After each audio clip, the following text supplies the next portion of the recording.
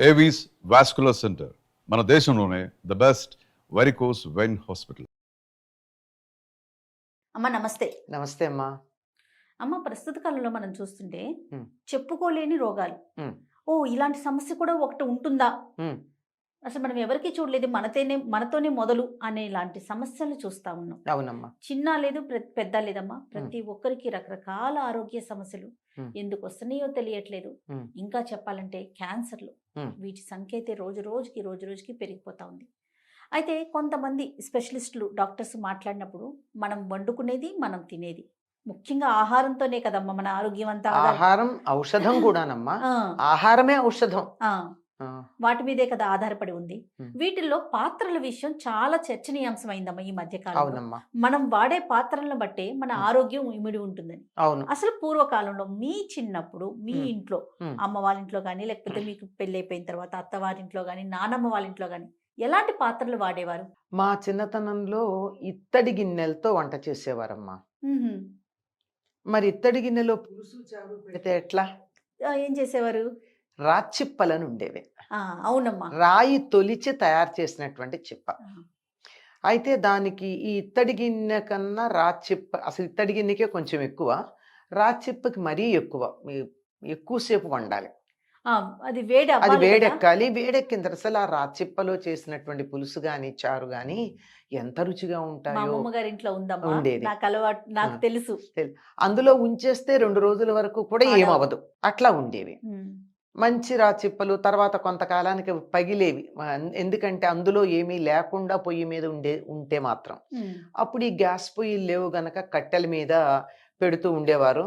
అది నెమ్మదిగా అడుగున బొగ్గులు, పిడకలు వీటితో కాలి బాగా తయారవుతూ ఉండేది. ఓకే. మరి కూరలు ఎక్కడ వేయించేవాళ్ళు ఆ, అంటే ఇనప మూకుళ్ళు ఉండేవి. ఆహా, ఇనపవి. ఆహా. ఆ ఇనప మూకుళ్ళల్లో వేయించేసుకుని తీసేసేవారు.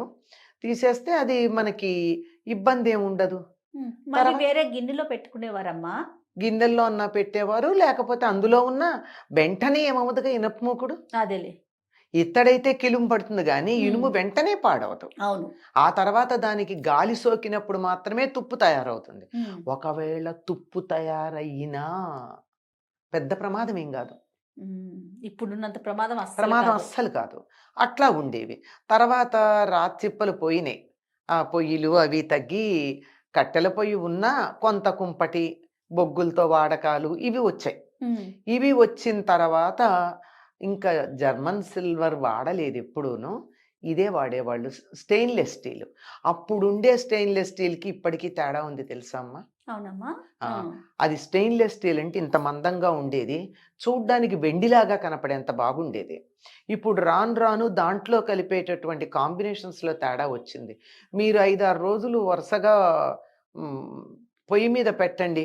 అవి నల్లబడుతూ ఉంటాయి. అవును. స్టీల్‌వి కూడా నల్లగా కనిపిస్తా ఉన్నాయి. ఆ! స్టీల్‌వి కూడా ఆ! నల్లగా కనిపిస్తా ఉన్నాయి. అదే గదా! ఆ స్టీల్‌వి. మరి స్టెయిన్‌లెస్ స్టీల్ అని అప్పుడు మేము వాడే వాటిల్లో ఇంత థిక్‌గా ఎంతంటే మన ఇత్తడి గిన్నెలంత థిక్‌గా ఉండేవి. ఆ, హాయిగా ఉండేవి. ఉమ్, ఒకవేళ పెద్ద పెద్ద గిన్నెల్లో వండాలి వాటన్నింటికి ఏ పెళ్ళిళ్ళకో వాటికో పెద్ద పెద్ద గిన్నెల్లో పులుసులు అవి వండాల్సొచ్చిందనుకోండి. ఉమ్. దానికి లోపల కళాయి వేసేవారు ఇత్తడి గిన్నెకి. ఆ, అవును. ఆ కిలుమో ఏదో కళాయి, ఏంటంటారమ్మా? కళాయి. కళాయి అంటారు కళాయి దాన్ని. అంటారు. ఆహా. ఆ కళాయి వేయిస్తే దానివల్ల తొందరగా కిలిమెక్కేది కాదు. హుహు. ఇలా ఉండేది గానీ, ఇప్పుడు ఏమైందమ్మా, ఈ అల్యూమినియం. అల్యూమినియం వచ్చింది. అల్యూమినియం కూడా మొదట్లో ఈ కుక్కర్లు తయారైంది దేనికంటే, విమానం రెక్కలతో తయారయ్యాయి అని చెప్పేవాళ్ళు మాకు. హుహు. చాలా మంచిది, మంచిది. కానీ కుక్కర్‌లో నేరుగా వండుకున్నారనుకో మీరు, ఏమవుతుంది? ఆ అల్యూమినియం రియాక్ట్ అవుతుంది కదా! ఖచ్చితంగా. అల్యూమినియం లోపలికి వెళ్తుంది కదా! హ్మ్.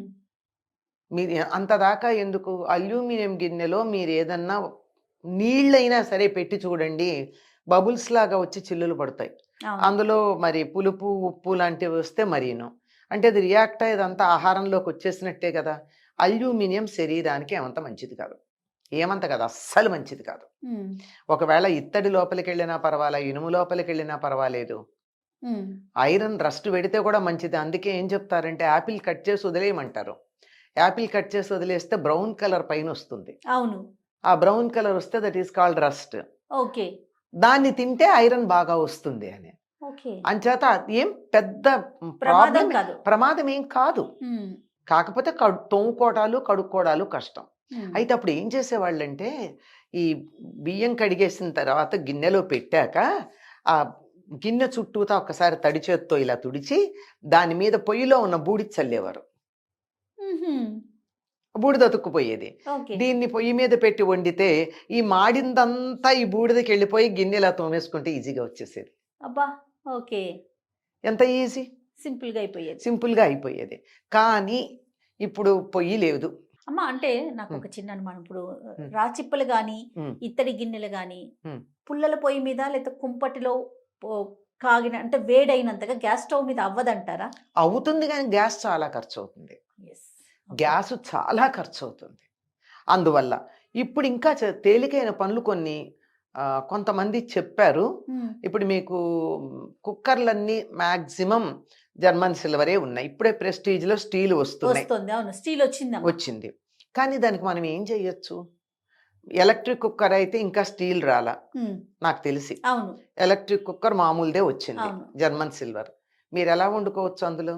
ఇంకొక గిన్నెలో ఇత్తడి గిన్నె పెట్టుకోండి, అందులో నష్టం ఏంటి? సూపర్. ఇత్తడి గిన్నె కానీ స్టీల్, ఇత్తడి శ్రేష్టం, స్టీలు పర్వాలా పర్వాలా. ఇత్తడి గిన్నె పెట్టండి ఎలక్ట్రిక్ కుక్కర్లో. కుక్కర్ నిండా వండాలనేముంది, ఇంకోసారి చూసుకుందరు కానీ ఇత్తడి గిన్నె అందులో పెడితే ఆవిరి ఉడుకుతుంది. పైగా ఎలక్ట్రిక్ కుక్కర్లో ఒక సౌలభ్యం ఏమిటంటే గాలిపోతుంది. అందువల్ల గాలి నీరు కలిసి మీకు అన్నం ఉడుకుతుంది. అవును. అన్నమో పప్పు. ప్రెషర్ కుక్కర్లో గాలి లేదు. హిందీలో చెప్తాడు ఫటాత అని. అది అలా ఇలా బద్దలవుతుంది కానీ పప్పు ఉడకడం ఉండదు, బియ్యం కానీ. అంచేత గాలి లేకుండా ఉడుకుతాయి గనక, ప్రెషర్లో ఉడుకుతాయి గనక ఆ ప్రెషర్లో ఉడికింది తిని మనకు కూడా ప్రెషర్స్ వస్తుంది ఖచ్చితంగా అమ్మ. అంచేత ప్రెషర్ కుక్కర్ వాడడం అంత శ్రేయస్కరం కాదు అన్నట్టు పరిశోధనలు చెప్తున్నటువంటి మాట. ఇక మరి మట్టి పాత్రల విషయం ఏంటి? మట్టి పాత్రలు కూడా మీరు వాడేవారు, మీకు అలవాటు ఉందా? అంటే మేము చూసాం. మట్టి పాత్రలు ఏంటంటే ఒకసారి అందులో అన్నం వండితే మడికి దేవుడికి నైవేద్యం పెట్టడానికి పనికిరాదు, మళ్ళీ రేపటికి జాగ్రత్తగా ఉంచుకోవాలి. అంచేత అందులో వండేవాళ్ళు కాదు. కాకపోతే ఎప్పుడు పులుసు అవి పెట్టేవాళ్ళు. పెట్టి అంటు కాదు కాదు పులుసు, అది పెట్టి దాన్ని వాళ్లే కడుక్కుని మడిగా దాచుకునేవాళ్ళు. అది ప్రత్యేకం. పాలకుండలన్నీ మట్టితోనే ఉంటాయి. ఇంకోటి ఏమిటంటే వేసవికాలం రాగానే పిల్లలకి మట్టి కుండలో అన్నం వండి దాన్ని కొయ్య తడ్డుతో మాత్రమే తిప్పి పిల్లలకి పెట్టేవాళ్ళం. చలవ, లోపల ఉన్న వేడి కాస్త పోతుంది. తప్పనిసరిగా మట్టి సమ్మర్లో మాత్రం కూడా పిల్లలకి దేవుడికి నైవేద్యం పెట్టడానికి నిన్న వండిన కొండి వాళ్ళకి పనికిరాదు. దాన్ని చాలా జాగ్రత్తగా పెట్టుకోవాల్సిన అవసరం ఉంటుంది. అందుకని దానికి మడి మెయింటైన్ చేయడం కొంచెం కష్టమే. అందువల్ల ప్రత్యేకంగా పిల్లలకి మడి అవసరం లేదు పొద్దున్న చద్దన్నాలు పెట్టడానికి అని చెప్పి దానికి వండి పెట్టేవారు. మేమంతా ఎప్పుడు కాదు కానీ అప్పుడప్పుడు అట్లా తిన్నవాళ్ళమే. మట్టి కుండలో అన్నం వండి చక్కగా కొయ్య తెడ్డుతో వడ్డించటం అన్నది. అలా తింటే ఆరోగ్యానికి చాలా మంచిది. లోపల పిల్లలకి వేడి వచ్చేస్తూ ఉంటుంది కదా, బాగా ఆడుకుని అవిను వేసవి కాలంలో అది పోయి చలవ చేసి చాలా హాయిగా ఉంటారు, దుఃఖముక్కల్లా ఉంటారు పిల్లలు అని అన్నమాట. అది అంచేత మట్టి మంచిది. ఇప్పుడు కూడా వండుకోవచ్చమ్మా, పొయ్యి మీద పెట్టచ్చు, కొంచెం ఎక్కువ గ్యాస్ ఖర్చు అవుతుందని తప్ప హాయిగా వండుకు పెట్టుకోవచ్చు. అమ్మ మీరు ఇత్తడి చూసారు, రాచిప్పలు చూసారు, కంచుతో మాత్రం ప్రమాదం, స్టీల్ చూసారు, మట్టి చూసారు. కంచు మాత్రం మనం పొయ్యి మీద పెట్టుకోము కదండి, ఎందుకంటే పగిలే అవకాశం ఉంది, కొంచెం బ్రిటిల్ అది. తర్వాత అందులో కిలుం పట్టే అవకాశం, తొందరగా కిలుం పడుతుంది అన్నం కన్నా, ఇత్తడి కన్నా తొందరగా కిలుం పడుతుంది, అందుకని వాడరు. అప్పటి ఆరోగ్య సమస్యలు మీకు తెలుసు. ప్రెసెంట్ జనరేషన్ ఇప్పుడు వాడుతున్న పాత్రల్ని చూస్తా ఉన్నారు, ఎక్కువగా అల్యూమినియంలోకే వెళ్ళిపోతున్నాం. ఇప్పుడున్న ఆరోగ్య సమస్యలను కూడా చూస్తా ఉన్నారు. దానివల్ల ఇప్పుడు మాకు అప్పట్లో మేము విన్నది ఏంటంటే అల్యూమినియం లోపలికి వెళ్ళంగానే వచ్చేది మొట్టమొదటిది మోకాళ్ళ నొప్పులు. నేను విన్నది మ్మ్.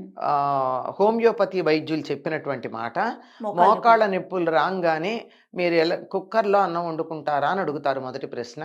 వాళ్ళు అవును అంటే అల్యూమినా అని ఒక మందు ఉంది హోమియోపతిలో, అది ఇచ్చి ఇహ నుంచి మీరు అల్యూమినం వాడకండి అని చెప్పడం నేను విన్నాను. ఓకే. అది నేను విన్న మాట చెప్తున్నాను. ఆ, అంచేత మొదటి విషయం అల్యూమినియం వాడడం వల్ల మొదటి ప్రధానంగా అందరికీ వచ్చేది మోకాళ్ళ మోకాళ్ళ నొప్పులు. నొప్పులు.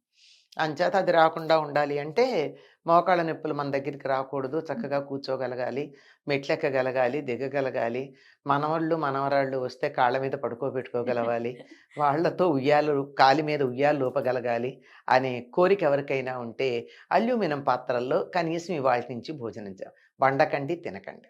తప్పకుండా. ఇవి వండడమే కాదమ్మా, ఈ స్విగ్గీల్లో వాటిల్లో తెచ్చుకునే దాంట్లో కూడా అల్యూమినియం ఫాయిల్స్లో వస్తున్నాయి. అవును. మనం వేడిగా కావాలని అడుగుతాం, వాళ్ళు వేడిగా అల్యూమినియం ఫాయిల్లో పెట్టించిన తర్వాత పరిస్థితి ఏమిటమ్మా? మ్మ్. ఒక్కొక్కసారి అదే వాసన కూడా అనిపిస్తా ఉంటుందమ్మా. మ్మ్. ఆ రేఫ్ అది అదే ఏదైతే పెడతారో. మెటాలిక్ స్మెల్ వస్తుంది, అవును, అవును. మెటాలిక్ స్మెల్ వస్తుంది. కాబట్టి అలాంటి విషయాల్లో కూడా జాగ్రత్తలు తీసుకోవాలి. జాగ్రత్త తీసుకోవాలమ్మా. ఆరోగ్యం కావాలి అంటే హాస్పిటల్స్కి వెళ్ళి సూదులు పెట్టించుకుని గొట్టాలు పెట్టించుకుని అవస్థపడే కన్నా కొంచెం భోజనం మన విషయంలో చేతిలో ఉన్న పని. ఉంది కదా, ఇది కొంచెం జాగ్రత్త పడచ్చుగా. తప్పకుండా.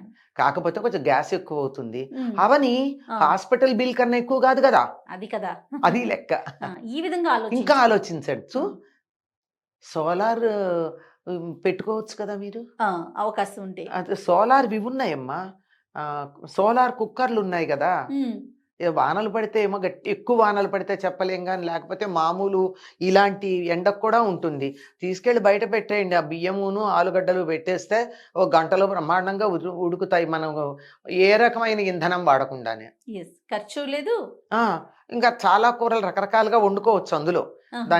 దానికి తగిన పాత్రలు ఉన్నాయి. ఓకే. అసలు బుట్టలాగానే ఉంటుంది, అదైతే అల్యూమినియంలో చేసి ఉంటుంది. ఆహా. అదే వేడి రిఫ్లెక్ట్ అవ్వడానికి అదే అందులో పెట్టుకునే గిన్నెలు మనకి ఇష్టం మీరేం వచ్చినట్టు. వాడతారమ్మా ప్రెజెంట్? మీరు ఎలాంటి గిన్నెలు వాడుతున్నారు? నేను ప్రజెంట్ అమ్మా అన్నం ఎలక్ట్రిక్ కుక్కర్లో వండుకోవడానికి ఇత్తడి గిన్నె పెట్టి దాంట్లో వండుకుంటాను అన్నం. ఆహా. ఉం. కూరలు అవి? కూరలు అవి మాత్రం stainless steel మూకుట్లో వేయిస్తా.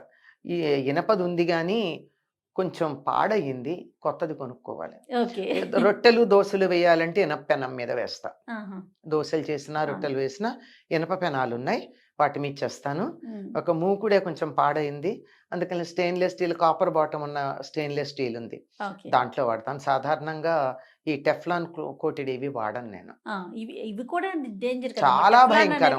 Teflon coated silver stun ఏదో ఉందమ్మా, అది యాక్చువల్గా అదొక రకమైన స్టోన్ తో తయారు చేసింది, అది వాడచ్చు. ఓకే. ఆప్షన్స్ ఉన్నాయమ్మా. మీరు అన్నట్లుగా మనం కొంచెం సెర్చ్ చేసి కాస్త దృష్టి పెడితే ₹1 కొనేటప్పుడు ఎక్కువ అయ్యి ఉండొచ్చు. కానీ అసలు విషయం ఏంటంటే కొత్తది వచ్చిందంటే మనం కొనేసుకోవాలనుకుంటాం, దాని మంచి చెడుల గురించి ఆలోచించట్లా. అవును. ఒక్కసారి అది కూడా మనము. ఆలోచిద్దాము, దీనివల్ల మేలా హాని అని ఆలోచించి అప్పుడు తీసుకుందాము. అయినా అంత తొందరగా షిఫ్ట్ అయిపోవాల్సిన అవసరం ఏముంది? ఉం. మనకి పురాతనంగా వస్తా ఉన్నాయి కదా మనకి, ఉమ్. వాటిల్లోకి వెళ్తే చాలా మంచిది అంటారు. అది కూడా చెప్తారు, నెమ్మదిగా ఉడికినటువంటి దానికి ఉండే ఆహారపు విలువ హడావుడిగా ఉడికిన దానికి ఉండదు. అవును. 6 నెలల పంటగా వరి తిన్నంత కాలం ఎక్కువ కాలం బతికాము, 3 నెలల పంటలు వేయడం మొదలెట్టాక ఆయుర్దాయం తగ్గుతోంది. అంతే, ఏదైనా దేనికదే. అంతే. అదే. రైట్ అమ్మా. తగిన జాగ్రత్తలు తీసుకోవటం చాలా అవసరం. చాలా అవసరం అమ్మా. నమస్తే. నమస్తే.